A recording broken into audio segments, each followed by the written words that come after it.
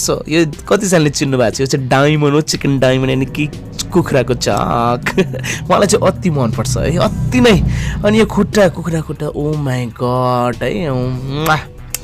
के भन्ने अब कतिजनाले मन नपर्ला प्लिज जे पाए त्यसै नभनिदिनुहोस्। सबैजनालाई नमस्कार मेरो नाम रबिन भरतपुर चितवनबाट आशा गर्छु यहाँ ठिक हुनुहुन्छ होला।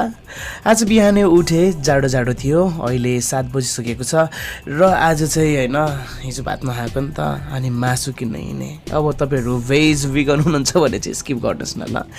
टुई टुई बाटोमा हिँडिरहेको यसो हेरेको त काली पो देख्छु त उता हेर्नुस् न उ काली पनि त काली भनेको त उता गएर उसको छोराले पो बोलाउँछ है हेर्नुस् न।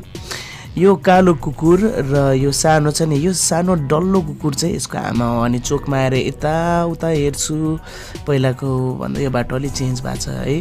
अनि पुगेँ म मासु पसलमा हेरेको दाइले पुरा जोग्दै हुनुहुन्छ मासु पोल्दैछौँ अनि दिनुभयो अनि म चाहिँ टुई टुई टुई अब मिठो मानेर पकाउनु पर्यो नि त। अनि घरमा आइपुगेँ ग्यास बाले अनि तताए है हेर्नुहोस् न यो के हो हैन हामीहरूलाई चाहिने भनेको इनर नै हो कि मरमसलाहरू है कतिजनालाई मनपर्छ मन पर्दैन थाहा भएन तर मलाई चाहिँ स्पेसली आफैले पिनेर मैदा बनाएको लसुन अदुवाको पेस्ट र जिरा धनिया यसरी पिनेको चाहिँ अति नै स्वाद आउँछ क्या हैन।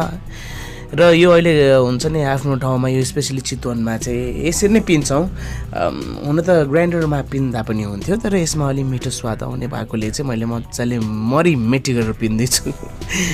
अनि हाले मैले अब चट्ट लाएर मासुज एकछिन फ्राई हुन दिउँ है अनि त्यहाँ पछि त भइहाल्छ नि।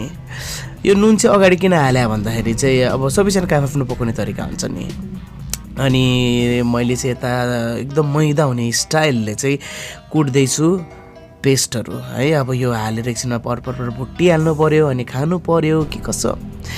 अनि हामीहरूलाई एकदम मनपर्ने स्पेसली मलाई प्याज चाहिँ एकदम मनपर्छ कतिजनालाई मन नपर्ला तर यसले चाहिँ हुन्छ नि तरकारीको त्यो अलिकति टेस्ट अलिकति इन्हान्स गर्छ जस्तो मलाई लाग्छ के।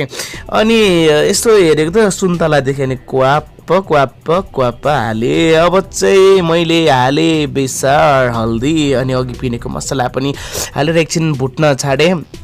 अनि अब यो टमाटर त चाहिहाल्यो नै एकछिन सानो पिसमा कट हालेर एकछिन राख्दैछु त्यस पश्चात हाल्नु पर्यो होइन के कसो। यो कतिजनाले चिन्नु भएको छ यो चाहिँ डायमन्ड हो चिकन डायमन्ड यानि कि कुखुराको चाक मलाई चाहिँ अति मनपर्छ है अति नै।